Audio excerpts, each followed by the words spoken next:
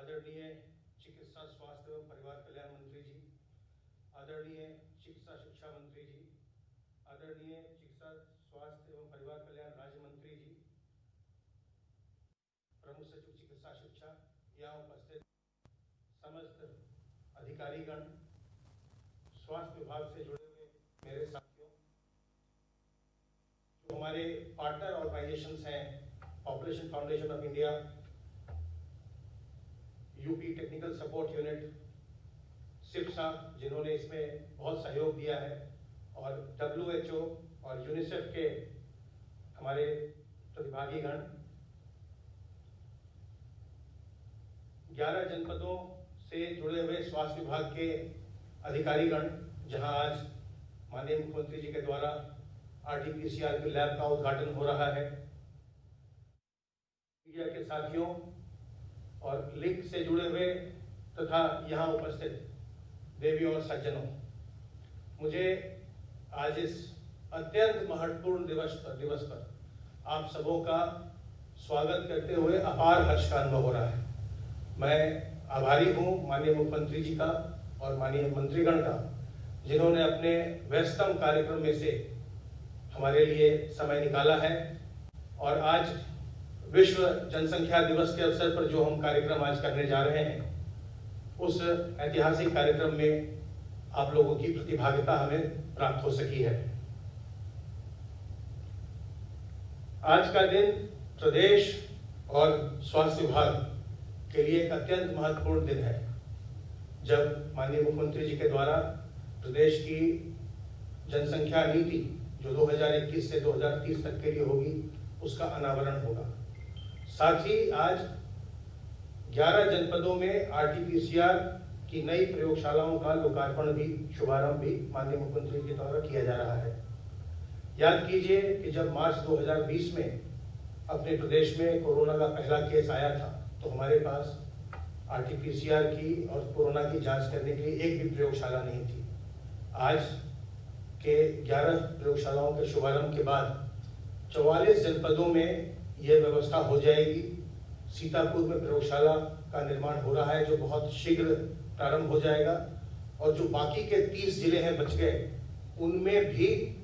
RT-PCR की प्रयोगशालाएं बनाने का निर्णय माननीय मुख्यमंत्री जी के द्वारा लिया जा चुका है, और उस पर माननीय स्वास्थ्य मंत्री जी के निर्देश पर हम लोग आगे भी काम कर रहे हैं। इसी के साथ आज एक और बहुत ही महत्वपूर्ण कार्य प्रारंभ हो रहा है। उत्तर प्रदेश तकनीकी सहायता इकाई की मदद से एक ऐप बनाया गया है, जिसका नाम ही उस पूरे ऐप को परिभाषित करता है। इस ऐप का नाम ही है उत्तर प्रदेश के स्वास्थ्य केंद्र, और ये जितने भी हमारे मंडलीय चिकित्सालय, जिला चिकित्सालय,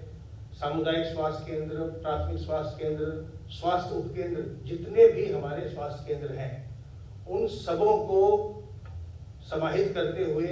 वो ऐप है, जिसमें कि नक्शे पर सब दिखाई पड़ते हैं, और आप गांव तक जा सकते हैं। जैसे आप किसी भी ब्लॉक में जाएं, आप देख सकते हैं उस ऐप पर कि वहाँ कितने स्वास्थ्य उपकेंद्र हैं, कितने प्राथमिक स्वास्थ्य केंद्र हैं, और इससे जो नियोजन है, जो नई इकाइयां बनती हैं नियोजन में और उसके इकाइयों के अनुश्रवण में बहुत बड़ी सहायता मिलेगी विभाग को। और साथ ही साथ बहुत जल्दी इसे हम जनता के लिए भी ओपन कर देंगे, जिससे लोगों को अपने घर के नजदीक कौन सा स्वास्थ्य केंद्र है वो भी उनको पता चलेगा, और वहां जाने का रास्ता भी वही ऐप दिखलाएगा कि कैसे आप वहां तक कितनी दूरी है, कहाँ कैसे पहुंच सकते हैं। ये भी एक बहुत बड़ा कदम, और इसके अंतर्गत जो विभाग के लिए इसमें सभी कुछ उपलब्ध है कि जो इकाई है वहाँ कितने लोग कार्यरत हैं, वहाँ कितनी दवाइयाँ उपलब्ध हैं, हर चीज दिखाई पड़ेगा। तो ये अपने आप में एक तकनीकी दृष्टिकोण से बहुत ही बड़ा कदम है, जो विभाग को और सुदृढ़ बनाएगा। श्रीमान, आज माननीय मुख्यमंत्री जी प्रदेश की नई जनसंख्या नीति का अनावरण करेंगे, और ये जो नीति है ये अत्यंत समावेशी बनाई गई माननीय मुख्यमंत्री जी के और माननीय स्वास्थ्य मंत्री जी के निर्देशन में।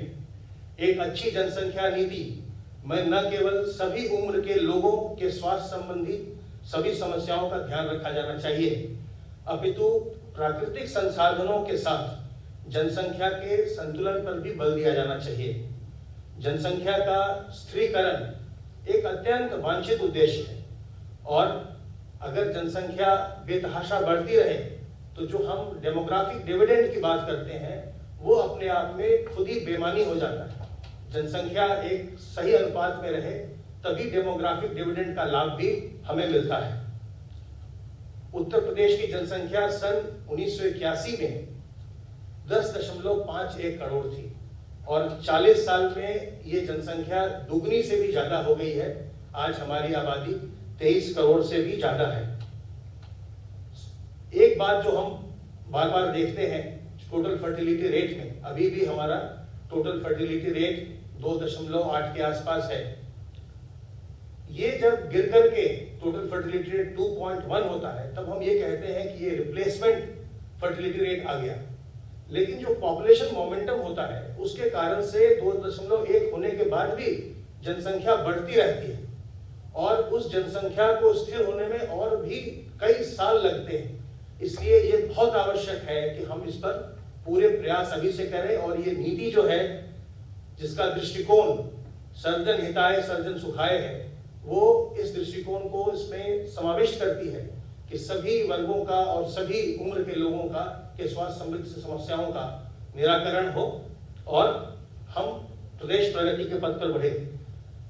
ऐसे अवसर पर, ऐसे पुनीत अवसर पर और ऐसे महत्वपूर्ण अवसर पर माननीय मुख्यमंत्री जी ने हमें अपना समय दिया, बहुमूल्य समय दिया, आशीर्वाद दिया। माननीय चिकित्सा शिक्षा मंत्री जी, माननीय स्वास्थ्य मंत्री जी, माननीय स्वास्थ्य राज्य मंत्री जी और आप सभी लोग प्रतिभाग कर रहे हैं। मैं आपका हृदय से स्वागत करता हूं और माननीय मुख्यमंत्री जी का हृदय से आभार भी व्यक्त करता हूं। बहुत बहुत धन्यवाद। बहुत बहुत धन्यवाद, आभार सर। इसके बाद मैं अभी आदर के साथ माननीय चिकित्सा स्वास्थ्य एवं परिवार कल्याण मंत्री जी से निवेदन करूंगी कि अपने उद्बोधन से हमें अनुग्रहित करें।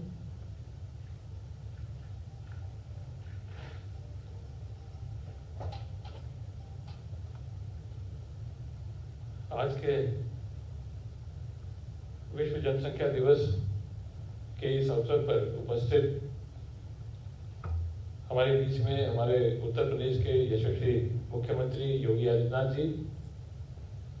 साथ में हमारे उत्तर प्रदेश के चिकित्सा शिक्षा मंत्री आदरणीय सुरेश खन्ना जी,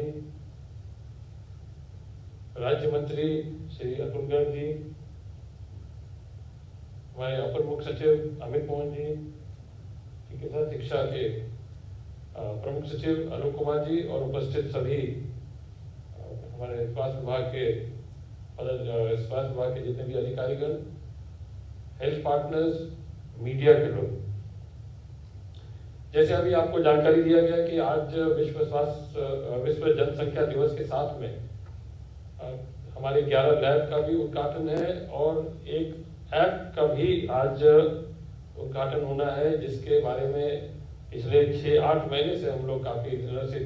TSU से आग्रह करते हुए इसको बनाया गया है। बहुत ही महत्वपूर्ण ऐप भी है जिसके बारे में अभी अपर मुख्य सचिव ने आपको बताया भी है। इसके बारे में जनसंख्या एक महत्वपूर्ण बिंदु है पूरे विश्व में। इसके लिए 1987 में इसको एक दिन घोषित किया गया था, इसी आधार पर कि उस समय ये लगा कि विकसित देशों में जनसंख्या बढ़ती जा रही है और इसको नियंत्रण करने के लिए एक जागरूकता के लिए एक पर्टिकुलर दिन को इसको निर्धारित किया जाए, जिसके कारण से 1987 में UNDP के माध्यम से इसको घोषित किया गया था।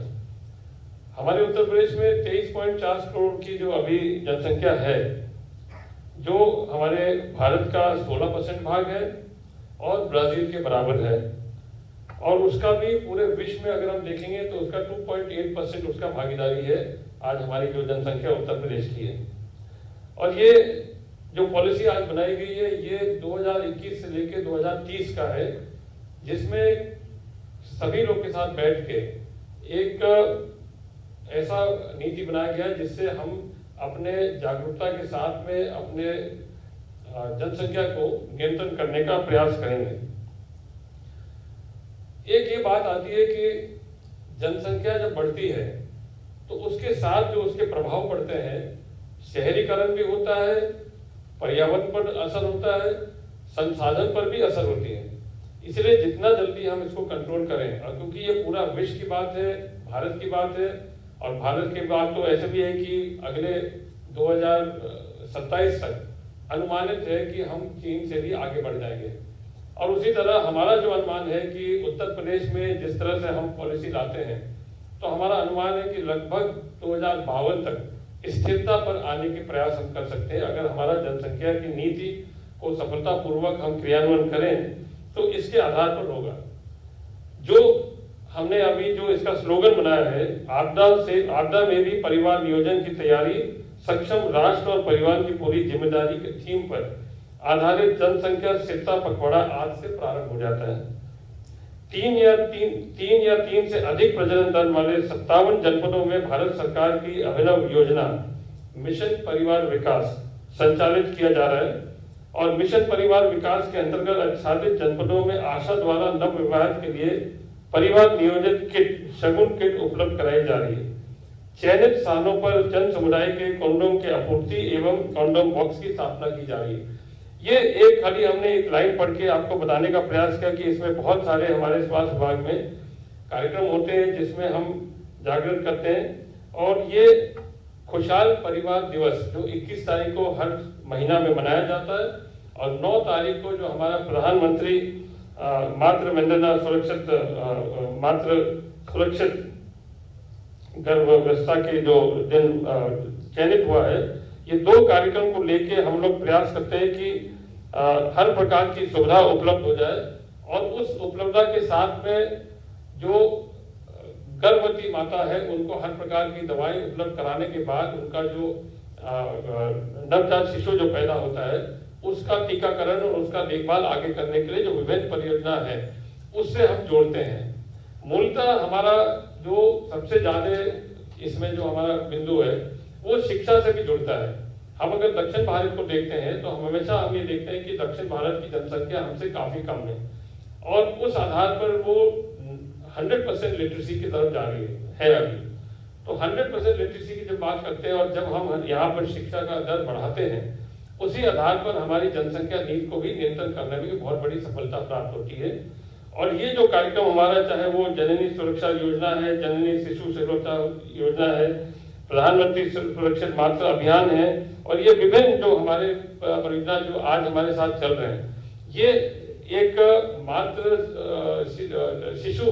मृत्यु दर और मातृ शिशु दर को कम करने का एक होता है। और इसी से हमारा TFR जो जिसको हम कहते हैं कि 2.7 से 2 तक लाने के लिए, 2.1 तक लाने के लिए, ये 2030 तक लाने की जो आवश्यकता है, तब जाके एक समानता पैदा होता है जिसमें हमारा एक लगभग एक स्थिरता आने की प्रयास होती है। तो इसमें हम सभी लोग को देखना है कि हमारे स्वास्थ्य विभाग में बच्चा पैदा होने के बाद से लेके उसका पोषण की व्यवस्था, उसका कुपोषण का व्यवस्था, उसका NRC में करना, और जो हमारे गर्भा जो माता है उसका पूरा देखभाल करना, उसके जो